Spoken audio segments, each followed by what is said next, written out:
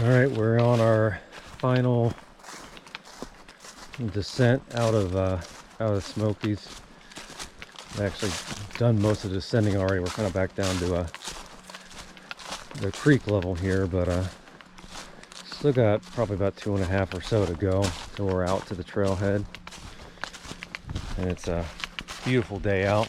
It's about 11:15. It's already pretty warm out, so I'm glad to be getting this done early because it's going to get hot later today. It's supposed to be up around 77 today, so it's going to get rather warm without the leaves and the trees and everything. So yeah, we had a pretty interesting weather last night. We